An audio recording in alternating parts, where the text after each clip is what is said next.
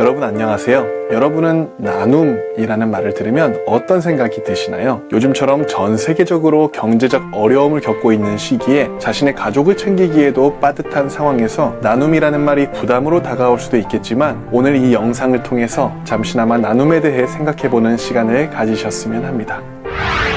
우리가 나눔을 미룰 때에는 주로 아직은 제가 나눌 것이 없어요, 나중에 더 벌면 나누려고요 라고 하며 나눔에 대한 요청을 피하곤 하는데요, 사실 가진 것이 많아야만 나눌 수 있는 것이 아니라는 것을 기억할 필요가 있습니다. 가진 것으로 나누는 것이 아니라 우리의 마음으로 나누는 것이죠. 그 증거가 되는 한 사람의 이야기를 함께 나누어 보려고 합니다.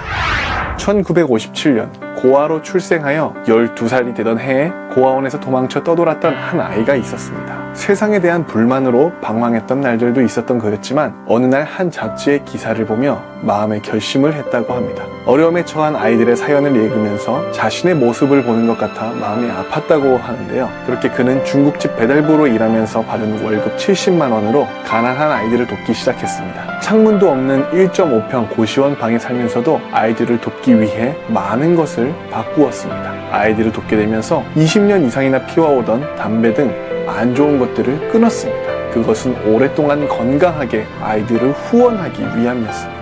비록 배달 중 사고로 인해 안타깝게 세상을 떠났지만 그 누구보다도 빛났던 그의 삶은 우리에게 큰 울림을 줍니다.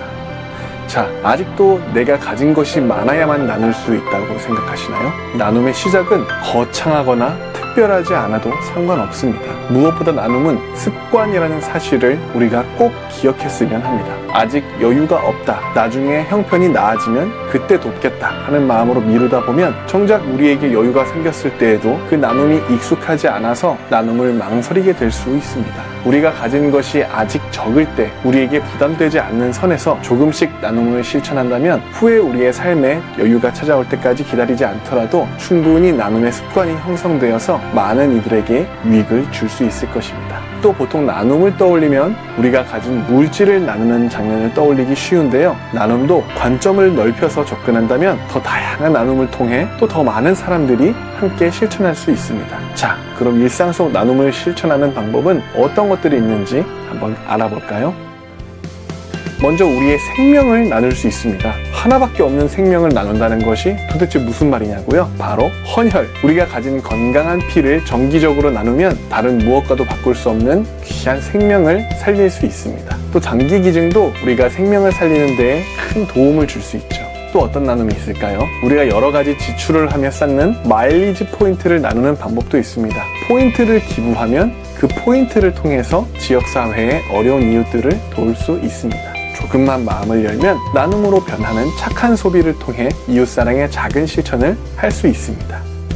그것도 아직 어려우시다면 우리가 할 수 있는 정말 작은 실천이 있습니다. 요즘 앰뷸런스 관련한 갈등들이 심심치 않게 일어난 것을 보게 되는데요, 우리가 도로에서 운전하다가 들려오는 앰뷸런스의 사이렌 소리에 우리가 가던 길을 멈추고 길을 열어주는 것도 우리의 시간을 나누는 최소한의 나눔이 될 수 있다는 것 꼭 기억해 주세요. 몇 초 동안 일어나는 여러분의 아름다운 선택과 협조가 모여서 꺼져가는 생명에게 수십 분의 시간을 선물할 수 있습니다.